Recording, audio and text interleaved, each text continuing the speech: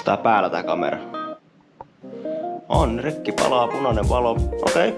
Morjesta vaan kaikille ja tervetuloa uuden videon pariin pitkästä aikaa. Siitä on en edes tiedä enkä halua edes tietää kuinka kauan aikaa, kun mä oon viimeksi kuvannut jotain tämmöstä videota YouTubeen. Okei, mä pistin tuohon pari shortsia tossa on ehkä kuukausi sitten YouTubeen, et ehkä nähnyt ne, mutta tämmöstä NS-vlogia ei oo tullut pitkään aikaa ja nyt on sen aika. Nimittäin, okei, mä paljastin sen jo todennäköisesti pikkukuvassa videon nimessä ja tämä video sisältää suurta high-techia. Vittu, mihin mä muuten edes jäin?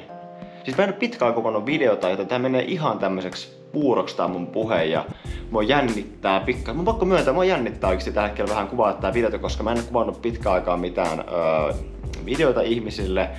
No okei, mennään suoraan asiaan. Tää video on siis kamera-aiheinen video ja tällä videolla ei vaan pelkästään puhuta kameroista, vaan tällä videolla avataan mun uusi järjestelmäkameran runko. Mä oon tästä sen takia erittäin innoissani, koska mä olen suuri kameroiden fani ja mä tykkään aina katsella kameroita netistä ja selailla tuntikausia kaikkia palstoja ja lukea kaikkia arvosteluita ja katsella kameravideoita YouTubesta ja mä oon tässä pitkäänkin himonnut jo uutta kameraa. Mä oon kuvannut siis tuolla Nikonin D750 nyt 7-8 vuotta ja se alkaa olla jo aika vanha. Se on edelleen hyvä kamera, laatu on tosi hyvää näin, mutta on se teknologia hiukan vanhaa. Se on siis peilillinen kamera ja nyt tuli semmonen tossa ehkä puoli vuotta sitten. Mä oon tässä nyt himonnut joka päivä uutta kameraa, jonka eteen mä oon painonut tuolla todella paljon töitä ja hikeä ja verta kyyneleitä on lentänyt, kun rahaa on pitänyt tehdä, että tämmöisen on voinut hankkia. Ja nyt se on täällä tuolla noin sohvalla vielä. Mä kohta näytän teille mikä kamera tää on.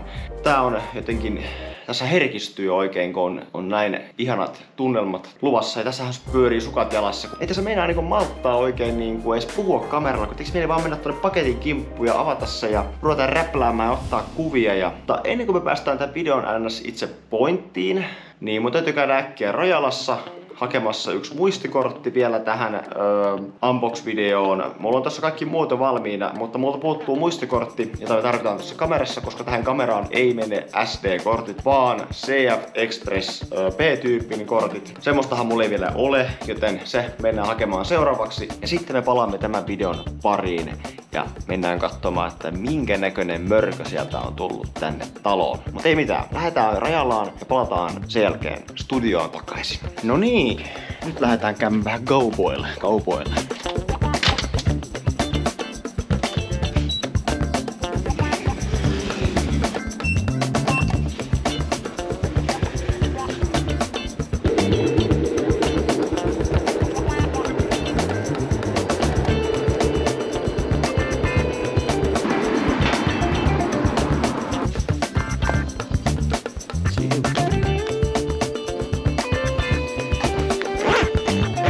Eipä mitään, kiitokset. Kiitoksia.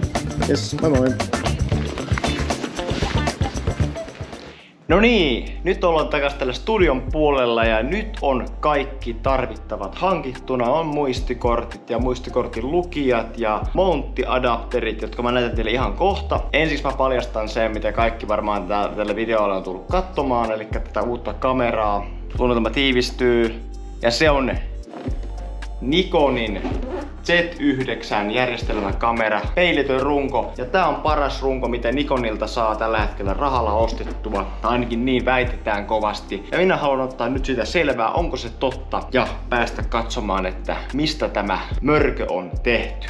Joten mennään tonne toiselle puolelle avaamaan tämä paketti. No niin, nyt ollaan päästy tänne studion äärelle ja täällä on kamerat, kuule on tässä kameraa, on siellä kameraa ja saadaan vähän eri kuvakulmia, mutta pidemmittä puhetta lähdetään nopeasti katsoa mitä täällä on. Paska sanoinkin, että täällä on tää Z9 odottaa sitten viimeisenä se Final Boss.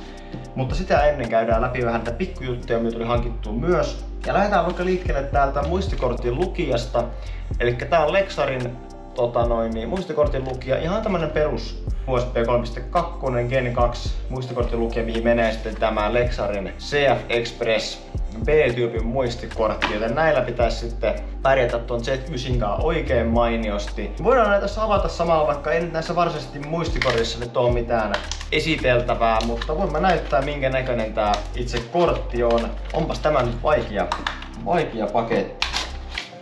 Eli sieltä löytyy kortti. Kortti itsessään on tämän näköinen.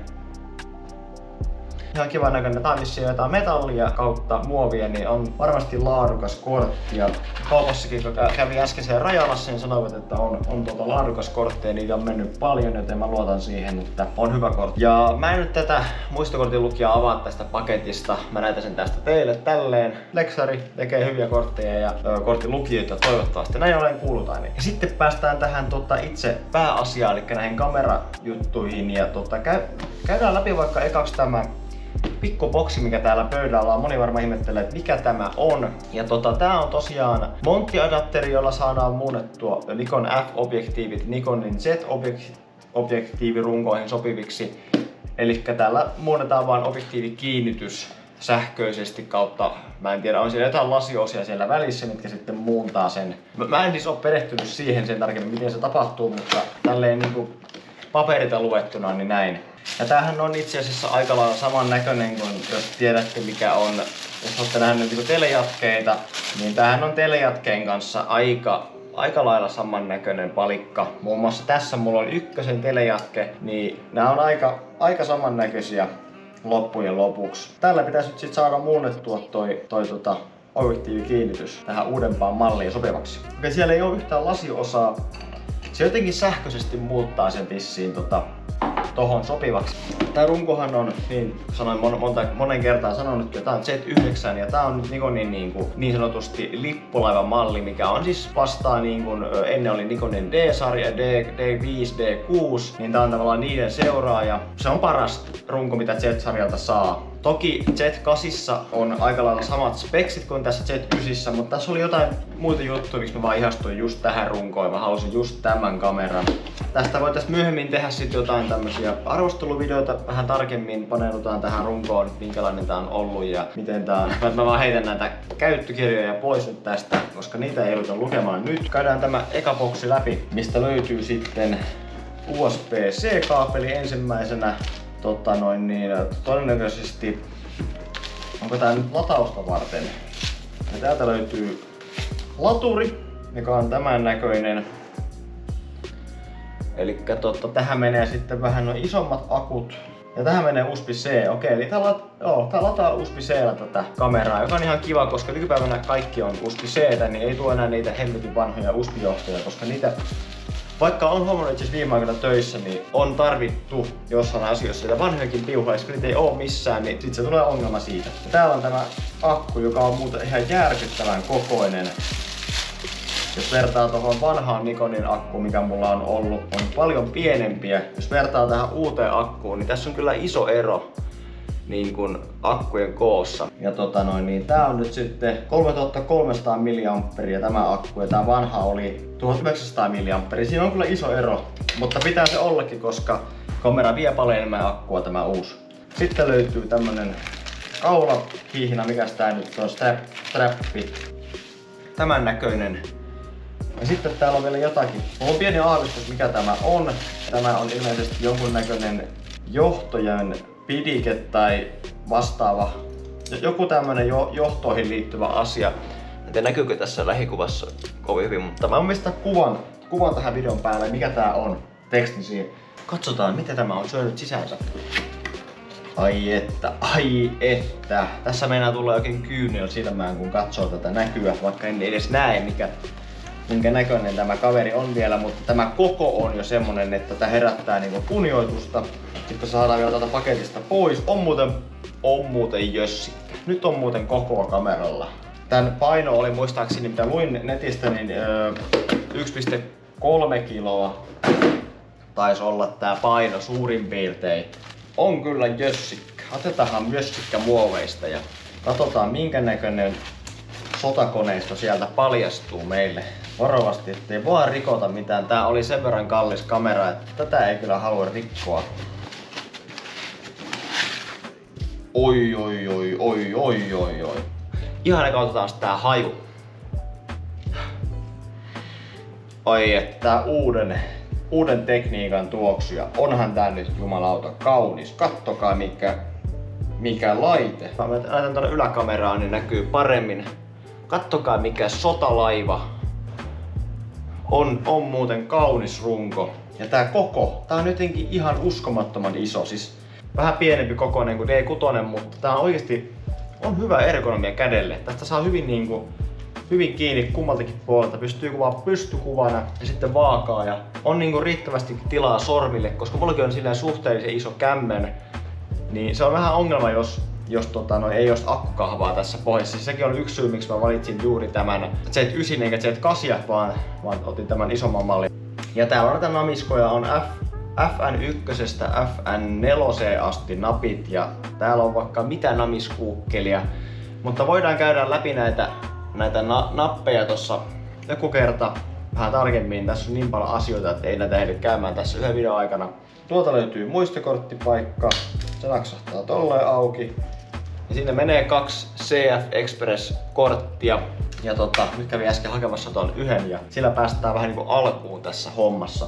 Lähdetään täältä vasemmalta puolelta liikkeelle. Täältä löytyy ensimmäisenä Ethernet-portti, mikkiportti ja kuulokeportti. Tollaset, eli saa dataa siirrettyä noitten avulla ja sitten saa ääntä sisään ja ulos. Sitten löytyy alemmasta lokerosta täyskokoinen HDMI ja USB-C paikka. Niin saa sitten myös HDMI sisään ja myös USB-C:llä pystyy lataamaan suoraan kameraa tosta tai sitten tietääkseni nauhoittamaan suoraan vaikka SSD-levylle ton avulla. Sitten löytyy Bluetooth, on Wifi ja täältä edestä meiltä löytyy sitten 2 paikkaa vielä, eli tuo salamatäsmäyspaikka ja sitten on kauko-ohjain paikka myös tohon, että saa sitten semmosetkin herkut kiinni tähän runkoon. Ja mitäs muuta täältä löytyy? Sitten löytyy tietenkin akun kansi. Akku menee tonne sisälle. Tästä tulee tähän akkun kanteen kiinni ja tunketaan tonne sisälle ja sitten ei muuta kuin kovaa rockia vaan sen jälkeen. Täältä päältä löytyy kaikkea valikkoa, salama-asetuksia, kaiken näköistä. Siis mä voisin tehdä erikseen toisen videon näistä kaikista toiminnoista, mitä tässä kamerassa on, koska näitä on niin järkyttävä määrä, että mä en edes itekään muista.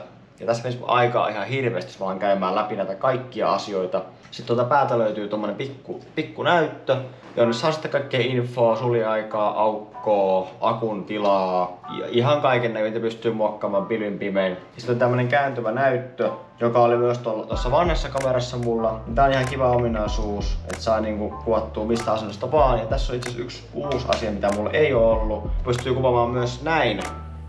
Eli tavallaan pystyy saa tuon näytön tohon. Ja tätä ominaisuutta mulla ei ole ennen ollut. Että ihan kiva päästä kokeilemaan tollaisia uusia juttuja.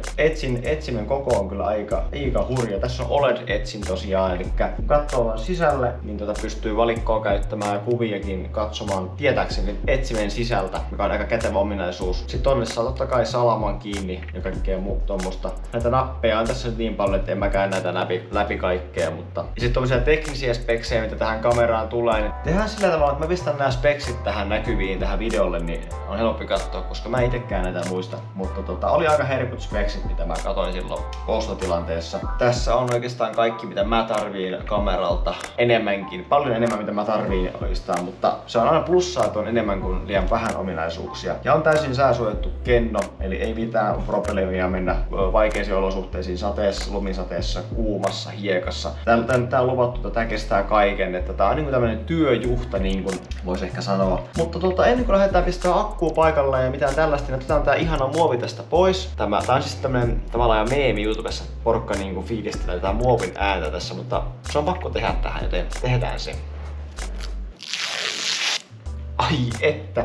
Siis ja nyt mä koitan varoa, että mä en koske tuohon lasiin vielä, koska se muuten menee ihan sormenjälkeen täyteen. Ja vaikka tässä on kosketusnäyttö, niin mä en silti halua sitä ihan ekaksi nyt likaiseksi, niin koitetaan pitää se mahdollisimman puhtaana ja näin. Mutta lyödään tänne akku kehiin, se oli täällä meillä. Akku tulee tähän kiinni näin ja se vaan tunketaan tuonne sisälle.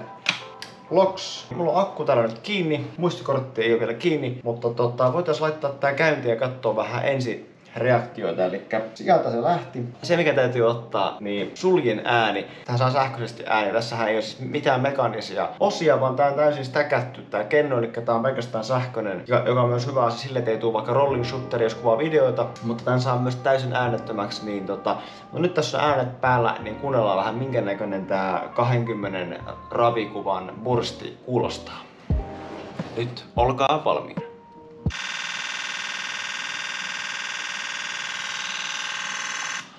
Oi saatana, on muuten minttinen ääni. Mä en vielä ihan tarkkaan tiedä, tuunko mä käyttämään tässä ääntä ollenkaan vai vedämme täysin hiljaiseksi tämän, että tää ei pidä mitään ääntä. Mut onhan toi nyt ihan sairas toi 20 freimiä sekunnissa. Mut voitais pistää tohon kiinni nyt toi monttiadapteri ja testataan vaikka tuolla mun isolla linssillä vähän, niin miltä se tuntuu niin sanotusti. Ja tämähän toimii ihan samalla tavalla kuin noi entisetkin, menee paikalleen. Ja mulla on tämmönen, mä en tiedä onko mä ikinä YouTubessa näyttänyt mun tätä 300 2.8 linssiä. Tämmönen tuli hommattua tossa vähän noin vuosi sitten ja täällä mä oon nyt tehnyt paljon kuvaushommia. Mä voisin itse asiassa jossain kohtaa pitää semmosen valokuvausaiheisen video, että mä näytän vähän mun kamerakieriä sen tarkemmin. Otan nyt jatkeen pois, koska mä en halua jaksa käyttää sitä. Mennään ilman jatketta ja laitetaan tää mörkö nyt kiinni tähän. No niin. Nyt se on kiinni siinä ja on jämäkän tuntune. Ja kyllä se pelittää hyvin. Ei, oi jumata, tarkennus on tarkka tässä. On ihan älyttömän. Ui saakeli, tää on kyllä makee nyt. Nyt on kyllä makee. Ihan älyttömän nopea tää tarkennus. On siis ihan sairas vehje. Laitetaan vielä tuo muistikortti tonne kiinni, niin saadaan kuvattua jotakin. Ei kukaan voi sanoa, että tää yhdistelmä ei näytä hyvältä. Siis herran jumala, tää näyttää makeelta tää setti. Nikonin Z9 ja 302.8 linssi kiinni tässä. Ei huono, ei todellakaan huono. Ja tämmönen paketti. Tällä pitäisi nyt sitten näitä elemiä kuvata oikein rajusti. Nyt mä oon fiiliksissä. Nyt on fiilistä. Nyt on erittäin paljon fiilistä. Mä ajattelin, että mä pidän tän videon nyt tälleen aika tiiviinä. Voidaan käydä vaikka joku kuvaussessio käydä kuvaamassa, kun mä otan tän mukaan ja käydään vähän kuvailemaan tuolla pihalla jotain. Sitten saadaan ehkä vähän tarkempaa matskua tästä, koska nyt ei oikein saa tähän hätään saa semmoista matskua, mitä vois silleen esitellä. Pakko kyllä myöntää, että mä oon niin velkeän sanaton, niin mä en tiedä, mun pitää alkaa sulattelemaan tätä uutta ostosta ja tutustumaan tuohon uuteen kaveriin. Jos vertaan nyt vaikka tähän vanhaan runkoon, jos katsotaan nyt vaikka tälleen, niin on siinä nyt vähän koko eroa, kuin toi vähän leveämpi toi runko. Ja tää on pikkasen kevyempi tää vanha. Tässä on siis akkahan myös kiinni, mutta tää on pikkasen painavampi, mutta ei paljon silleen niinku suurta eroa. Ja sitten kun mä pääsen vielä hommaamaan näitä Z-linssejä, niin ne on paljon kevyempiä kuin muun muassa nämä F-linssit. Tääkin putki on F, niin tää painaa kuitenkin vähän enemmän kuin Z-teleputket. Mä taidan nyt lopettaa tämän videon tähän ja pistäkää kommentteja videon alas, jos te haluatte tällaisia videoita enemmän. Ja tykätkää videosta, jakakaa kavereille ja mummoille ja ihan kelle, vaikka omalle koiralle. Kertokaa myös kommenteissa, että mitä kameroita teitä löytyy ja että onko teillä samaa kameraa kuin mulla, ja jos on, niin mitä kokemuksia teillä on ollut tän kanssa, ja kaikkea saa laittaa. Ei pakko olla kameraheisi juttuja, mutta olisi kiva kuulla vähän muidenkin mielipiteitä asiasta. Minä jatkan tällä ihmettelyä ja me palaamme ensi kerran parissa ja kaikille hyvää elokuun jatkoa ja heipä hei! Hellät tunteet ja pitäkää toista huolta ja rakkautta ja kaikkea kaikille. Noniin, moro!